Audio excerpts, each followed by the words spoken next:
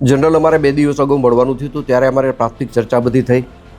ચર્ચાના અંતે આજે મળવાનો અમારે ફરીથી નિર્ણય થયો. આજે અમારે એવી રીતે મળવાનું હતું કે સમાજના તમામ આગેવાનો, અમારા ભારતીય જનતા પાર્ટી સાથે જોડાયેલા આગેવાનો, કોંગ્રેસ સાથે જોડાયેલા આગેવાનો અને દલિત સમાજના આમ આગેવાનો બધાની સાથે મળીને અમે એક આ આયોજન કર્યું હતું અને એના ભાગરૂપે આ કોન્ફરન્સ બોલાવવામાં આવી છે. થોડા દિવસ પહેલા દલિત સમાજ દ્વારા જે ભોગાવદર ખાતે મિટિંગ યોજાણી હતી, એને લઈને પણ આક્ષેપો કરવામાં આવ્યા. મારી દ્રષ્ટિએ મેં કોઈ આવી વાતો સાંભળેલી નથી, પણ આ આજુબાજુમાંથી મને એવી વાત મળેલી કે ભાઈ રાજુભાઈ સોલંકીએ કોઈ મોટા પૈસાનો સોદો કરીને આ સમાધાન કર્યું છે. તો હું સ્પષ્ટતા કરું છું કે આ સમાધાન બાબતે રાજુ સોલંકીએ એક પણ રૂપિયો મારી પાસેથી લીધેલો નથી. એની હું નિષ્ઠાથી ચોખવટ કરું છું.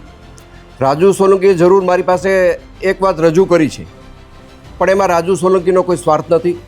રાજુ સોલંકીએ મારી પાસે એ વાતનો પ્રસ્તાવ મૂક્યો હતો કે હું અમારા સમાજની ગરીબ દીકરીના સમૂહ લગ્ન કરવા જઈ રહ્યો છું. સમાજ પાસેથી મારે ફાળો લેવાની ઈચ્છા નથી.